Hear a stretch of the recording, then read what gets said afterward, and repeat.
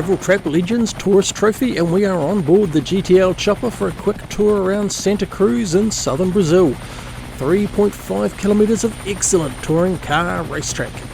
The long straight turns into a sharp 90-degree left, lots of runoff to encourage late braking, then the world's best chicane, big curbs and a sudden drop.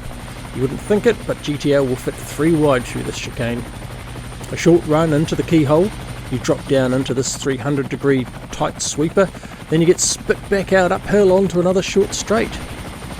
Lots of exciting places to get yourself in trouble.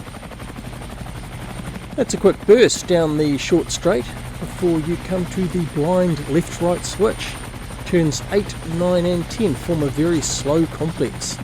You have elevation and camber changes, and every car in the Copa Classic field will take them a different way.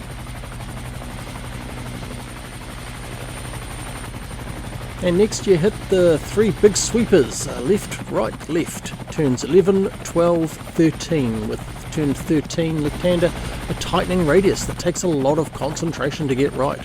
The front wheel drives are struggling to get the speed up through this section, overheating their tyres.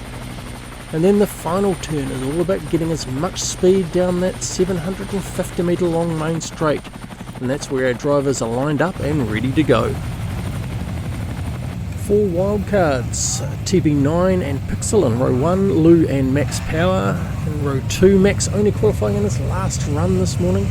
Kiz was the fastest Copa Classic, he is racing Chevette, Eski beside him in Fiat.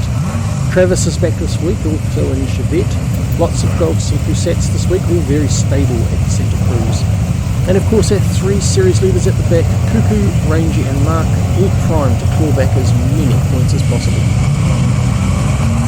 40 minutes at Santa Cruz will be 25 laps. Fusca's doing a minute 35 laps. The green flag is out. Lou's Fusca is slow off the line and quickly swallowed up by the Copa pack. The minis are very quick, but TB9 gets a terrific launch. He has a full second on Pixel, who also got a good start. TB9 leads them down the straight towards turn 1. Lap 1, turn 1 at Santa Cruz is always chaos. It is so wide you can get 6 cars abreast, all rapidly funneling towards the chicane. TB9 made that look easy. The biggest fear for leaders at Santa Cruz is having multiple cars late brake and getting engulfed by the mid-pack, but he has a clean run, leading Pixel and then Max Power. Bales is the first Copa Classic, leading Eski and No Frills. Lou's Fusca is next in line. A disaster for Lou, as she is now having to navigate around the hard battling Copa leaders. They won't be able to give her space even if they wanted to in these early laps.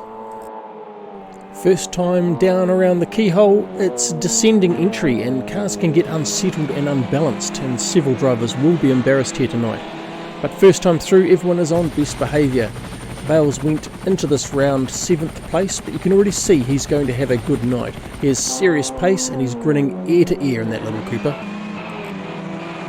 Not having such a good time, Cuckoo and Truey get tangled up and both are on the grass. Cuckoo does a half dozen spins, Truey goes right off the embankment and crosses the track through a lucky gap. Huge incident, safety car is deployed, but amazingly little damage to either car and both are able to continue. Cuckoo checks Truey is okay, redresses the position, and everyone prepares to get underway again. There is a lot of pressure on Cuckoo, Rangy and Mark tonight, starting at the back of the grid with only 4 points separating them. The leaders desperate for each pass and every point. They don't know it yet, but this incident and another yet to happen will define this race, and very likely the whole series. But for now, the safety car pulls in, green flag is out, and TB9 again gets a great start. TB9 first, Pixel second, Max third, Bales is the first Copa with Lou, then Eski.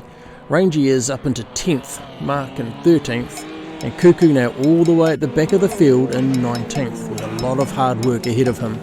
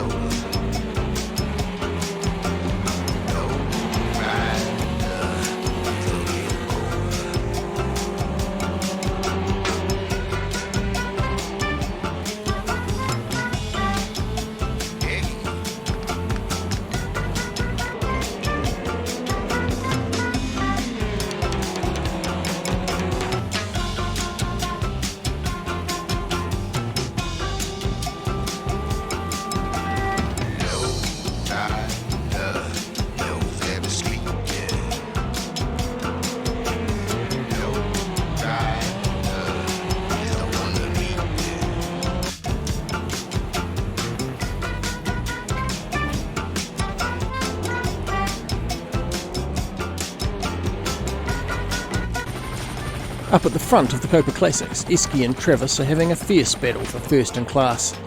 The two Fiats are all over each other until Eski gets a bit loose coming down into the keyhole, and they both ended up in the gravel trap. Not much damage done considering, but Eski gets a meeting with the race stewards later on to explain himself.